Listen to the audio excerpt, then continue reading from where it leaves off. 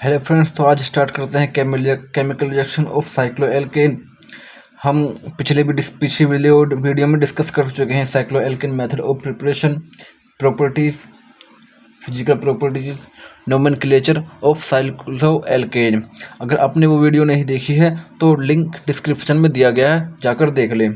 तो आइए स्टार्ट करते हैं केमिकल रिएक्शन ऑफ साइक्लोएल्केन। इसमें फर्स्ट रिएक्शन है सब्स्टिट्यूशन रिएक्शन। देखो, free radical substance reaction substitution. देखिए, जो हमारे फ्री रेडिकल सब्सटेंस है वो रिएक्ट करते हैं एल्केन के साथ। Substitution with chlorine and bromine. देखो, हम पहले क्या करा रहे हैं, अब सब्स्टिट्यूशन करवा रहे हैं क्लोरीन का और ब्रोमीन का साइक्लोएल्केन के साथ। तो जो हमारी पहली रिएक्शन है वो साइक्लोप्रोपेन है, जिसमें ब्रोमीन इंजेक्ट करा रहे हैं अल्ट्रावायलेट रेस के प्रेजेंस में। तो हमारा क्या होता है, जो ब्रोमीन है वो साइक्लोएल्केन के यानी जो साइक्लोप्रोपेन है उसके टॉप पर जाकर अटैच्ड हो जाता है और हमारा हाइड्रोजन ब्रोमाइड अदर प्रोडक्ट निकल जाता है। ऐसी जो सेकंड रिएक्शन है वो साइक्लोब्यूटेन के साथ है। क्लोरीन के साथ इंजेक्ट करा रहे हैं अल्ट्रावायलेट रेस की प्रेजेंस में। तो हमारा क्लोरीन जो है वो इस पोजीशन पर जाकर अटैक करेगा और यहाँ आकर अटैच हो जाएगा और अपना एक HCl ग्रुप को हाइड्रोजन रिमूव करके एक HCl यहाँ अटैच हो जाएगा और जो दूसरा क्लोरीन है वो HCl के साथ निकल जाएगा। तो हमारा क्या बनता है, साइक्लोब्यूटेन से क्लोरोसाइक्लोब्यूटेन फॉर्म होता है। तो थर्ड रिएक्शन है साइक्लोहेक्सेन के साथ।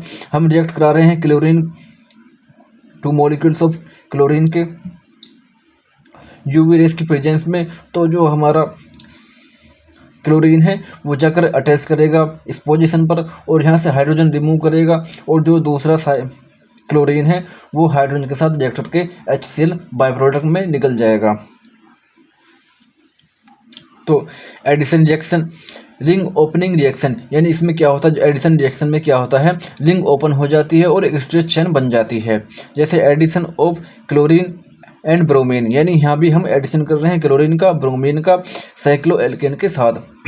Produce open chain product carbon tetrachloride used as a solvent, यानी इसमें हम कार्बन टेट्राक्लोराइड सोलवेंट यूज़ करेंगे। तो प्रोपेन है, ब्रोमीन के साथ रिएक्ट करा रहे हैं। कार्बन टेट्राक्लोराइड हमारा सॉल्वेंट है जो कि प्रेजेंट है इसमें रिएक्शन में। तो हमारा क्या फॉर्म होता है, 1,3 डाइब्रोमोप्रोपेन फॉर्म होता है। तो अगर हम साइक्लोब्यूटेन के साथ कराते हैं क्लोरीन और साइक्लोब्यूटेन की रिएक्शन कराते हैं फेरिक क्लोराइड के साथ, तो हमारा 1,4 डाइक्लोरोब्यूटेन फॉर्म होता है। ऐसे ही एडिशन ऑफ हैलोजेंस एसिड, यानी हाइड्रोजन ब्रोमाइड या हाइड्रोजन आयोडाइड। देखो, जब हम एडिशन करते हैं हाइड्रोजन ब्रोमाइड या हाइड्रोजन आयोडाइड का तो हमारा 1 हैलो प्रोडक्ट फॉर्म होता है। जैसे साइक्लोप्रोपेन के साथ हम HB यानी हाइड्रोजन ब्रोमाइड को रिएक्ट करा रहे हैं तो हमारा 1 ब्रोमोप्रोपेन फॉर्म होगा। Higher member do not give this reaction, जिसके यानी जो हायर मेंबर है यानी हमारा जैसे साइक्लोहेक्सेन होगा, साइक्लोसेप्टेन होगा, वो इस रिएक्शन को एप्लीकेबल या उनके लिए सुटेबल नहीं है। तो चौथी जो addition reaction, addition of hydrogen, यानी हम हाइड्रोजन का एडिशन करते हैं साइक्लोएल्केन के साथ Na की प्रेजेंस में। देखो, जब हम 2 मॉलिक्यूल्स ऑफ हाइड्रोजन ऐड करते हैं साइक्लोप्रोपेन में निकल की प्रेजेंस में और 80 डिग्री टेम्परेचर के साथ, तो हमारा प्रोपेन फॉर्म होता है। तो ऐसे ही अगर हम साइक्लोब्यूटेन में 2 हाइड्रोजन मॉलिक्यूल ऐड कर रहे हैं Na की प्रेजेंस में 200 डिग्री टेम्परेचर पर, तो हमारा ब्यूटेन फॉर्म होता है। नाउ अगली रिएक्शन है ऑक्सीडेशन रिएक्शन। तो देखो, अगर हम ऑक्सीडेशन कर रहे हैं साइक्लोहेक्सेन का KMnO4 की प्रेजेंस में, तो हमारा एडिपिक एसिड फॉर्म होता है। तो आज डिस्कस करते हैं स्टेबिलिटीज़ बेयर्स स्ट्रेन थ्योरी। देखो, जो कि हमारा 10 मार्क्स का इंपॉर्टेंट क्वेश्चन है, बहुत ही इंपॉर्टेंट क्वेश्चन है जो हर साल पूछा जाता है। या स्टेबिलिटी ऑफ साइक्लोएल्केन, जिसमें हमारी बेयर्स स्ट्रेन थ्योरी आई थी, जो कि बेयर्स साइंटिस्ट थे उन्होंने दी थी। देखो जो बेस स्ट्रेन थ्योरी है based on angle strain of cycloalkane, जो हमारा ब्रेन स्ट्रेन थ्योरी है वो एंगल स्ट्रेन पर साइक्लोएन के एंगल स्ट्रेन पर बेस्ड है। Adolf Baeyer's proposed in 1885 theory and he get Nobel Prize for this theory in 1905। देखो जो एडोल्फ बेयर्स थे साइंटिस्ट थे, उन्होंने 1885 में इस थ्योरी को प्रपोज किया और जो हमारा नोबेल पुरस्कार लिया था इन्होंने वो 1905 में नोबेल पुरस्कार मिला। Baeyer's proposed that any deviation of bond angle from the normal tetrahedral values would impose a condition of internal strain on the ring। देखो जो बेयर्स ने पर्पज यानी बेयर्स ने कहा था जो हमारा डेविएशन बॉन्ड है बॉन्ड एंगल है नॉर्मल यानी नॉर्मल टेट्राहेड्रल कार्बन का जो हमारा वो है एंगल है या बॉन्ड एंगल है वो यानी वो एक उसमें नहीं है यानी स्ट्रेन में नहीं है यानी उसमें खिंचाव है, तो उसको यानी किसी का अगर डिजाइन देखो ब्रेन स्ट्रेन ने क्या कहा था कि यानी जो हमारे साइक्लोएल्केन के स्ट्रक्चर का डिज़ाइन बिना बिगड़ा हुआ है वो उसी के स्ट्रेन के बेस पर बिगड़ा हुआ है, यानी जिसमें ज़्यादा स्ट्रेन होगा तो उसका जो वो है वो कम स्टेबल होगा और जिसमें कम स्ट्रेन होगा वो ज़्यादा स्टेबल होगा। लेकिन इन्होंने एक जगह ऐसी कह दी थी यानी साइक्लोपेंटेन था उसका स्ट्रेन सबसे कम था, लेकिन साइक्लोहेक्सेन का जब इन्होंने करा तो वो माइनस में चला गया तो उसको एक्सप्लेन नहीं कर पाए। This theory explain the stability and reactivity of cycloalkane. Normal angle between pair of carbon atoms is 0.9 28 minute. देखो क्या है ये थ्योरी स्टेबिलिटी और रिएक्टिविटी साइक्लोएल्केन की एक्सप्लेन करती है और जो हमारा नॉर्मल एंगल होता है साइक्लोएल्केन का या कार्बन के बीच में वो बेयर्स स्ट्रेन के अकॉर्डिंग 109 डिग्री 28 मिनट होता है। If bond angle deviate from the ideal then ring produce strain. देखो अगर बॉन्ड एंगल डेविएट हो रहा है खिंचाव कर रहा है तो हमारा स्ट्रेन रिंग में स्ट्रेन प्रोड्यूस होगा। देखो Baeyer's strain is based upon some assumptions which follow as। देखो बेयर स्ट्रेन जो है उन्होंने कुछ अपने तर्क दिए थे कि मेरी थ्योरी इस बेस पर है। All ring system are planar deviation from normal tetrahedral angle result in stable cycloalkane. देखो जो बेयर्स ने कहा था जो हमारी ओरिजिनल रिंग सिस्टम जितनी भी हैं वो प्लेनर होती हैं और वे एक नॉर्मल टेट्राहेड्रल एंगल पर डेविएट करती हैं जिससे हमारा साइक्लोएल्केन इनस्टेबल होता है। Stability of cycloalkane depend upon the angle strain. यानी जो हमारी स्टेबिलिटी है साइक्लोएल्केन की वो एंगल स्ट्रेन पर डिपेंड करती है। तो एंगल अगर देखो एंगल स्ट्रेन इंक्रीज हो रहा है तो हमारी स्टेबिलिटी डिक्रीज होगी, तो हमारी एंगल स्ट्रेन यानी इन्वर्सली प्रोपोर्शनल रहता है स्टेबिलिटी ऑफ साइक्लोएल्केन के। इन cycloalkane more angle strain molecules मोर अनस्टेबल। देखो अगर हमारा साइक्लोएल्केन का एंगल स्ट्रेन ज़्यादा है तो मॉलिक्यूल्स जो होंगे वो हमारे ज़्यादा ही अनस्टेबल होंगे। The large ring system involve negative strain hence do not exist. तो इन्होंने क्या कहा था कि जो लार्ज रिंग के सिस्टम यानी जो लार्ज रिंग के कंपाउंड है वो नेगेटिव स्ट्रेन देते हैं जिसको ये यानी एक्सिस्ट नहीं कर पाते। यानी इन्होंने इसको एक्सप्लेन ही नहीं किया था कि इन्होंने कहा था कि ये मेरी समझ से बाहर है, मैं बस यानी हमारा जो है वो हमारा साइक्लोपेंटेन तक ही स्टेबल कर सकता हूँ मैं, यानी इस थ्योरी को साइक्लोपेंटेन तक ही एक्सप्लेन कर सकता हूँ। तो देखो एंगल स्ट्रेन क्या होता है, it is difference between desired angle 109 degree 28 minute and actual angle. देखो ये क्या है, ये हमारा डिफरेंस है डिजायर्ड एंगल्स और एक्चुअल एंगल्स के बीच का। जो कि हमारा डिजायर्ड एंगल है वो 109 डिग्री 28 मिनट होता है और एक्चुअल एंगल हमारा हमें निकालना होता है। तो the angle strain calculate by following equation.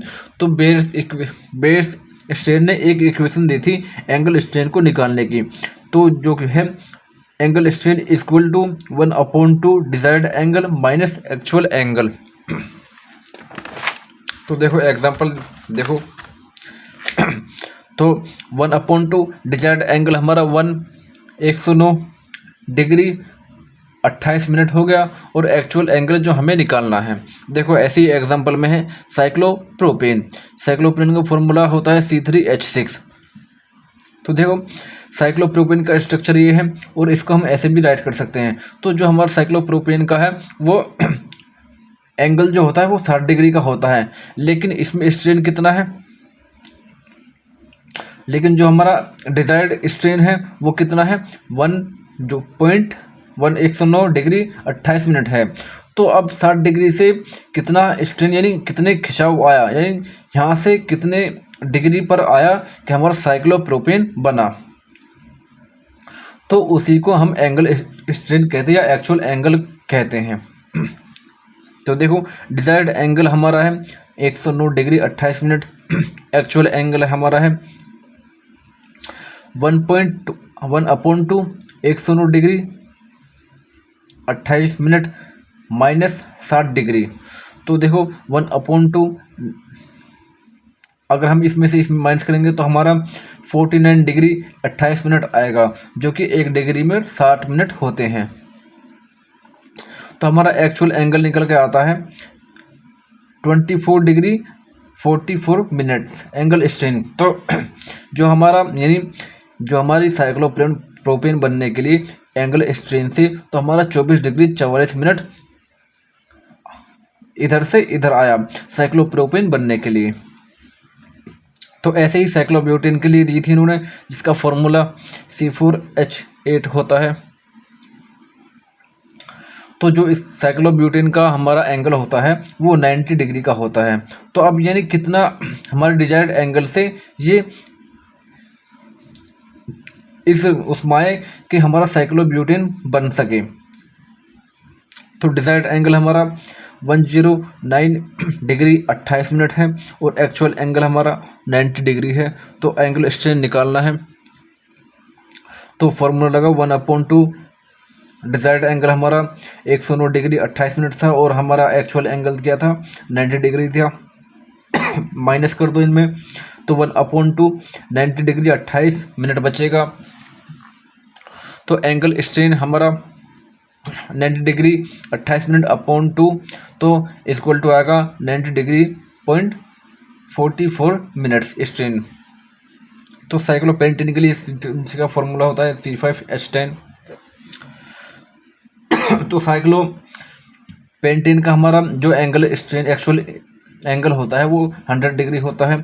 तो ऐसे ही डिजायर्ड एंगल हमारा 109 डिग्री 28 मिनट है, एक्चुअल एंगल हमारा 100 डिग्री है। तो एक्चुअल स्ट्रेन हमारा फॉर्मूला लगाओ 1/2 डिजायर्ड एंगल हमारा 109 डिग्री 28 मिनट है माइनस 100 डिग्री कर दो 1/2 9 डिग्री 28 मिनट हो गया। तो हमारा एक्चुअल स्ट्रेन आ जाएगा 4 डिग्री 44 मिनट्स। तो साइक्लोहेक्सेन के लिए भी C6H12। तो इसका स्ट्रक्चर है जिसका हमारा एक्चुअल एंगल होता है 120 डिग्री। तो डिजायर्ड एंगल हमारे पास था 109 डिग्री 28 मिनट और एक्चुअल एंगल हमारा 120 डिग्री है। तो एक्चुअल स्ट्रेन निकालने के लिए 1/2 109 डिग्री 28 मिनट माइनस 120 डिग्री। तो एक्चुअल स्ट्रेन हमारा निकल कर आया था माइनस डिग्री 16 मिनट और ये इसको हम 5 डिग्री 16 मिनट्स भी कह सकते हैं। लेकिन क्या था देखो बेट्स यानी according to the Bates strain theory stability of cycloalkane. देखो क्या था, यानी बेट्स के अकॉर्डिंग जो हमारी स्टेन यानी स्टेबिलिटी है साइक्लोएल्केन की, वो क्या था, साइक्लोपेंटेन ज़्यादा स्टेबल होता है साइक्लोहेक्सेन से, तो और साइक्लोहेक्सेन ज़्यादा स्टेबल होता है साइक्लोब्यूटेन से, और साइक्लोब्यूटेन ज़्यादा स्टेबल होता है साइक्लोप्रोपेन से। लेकिन जब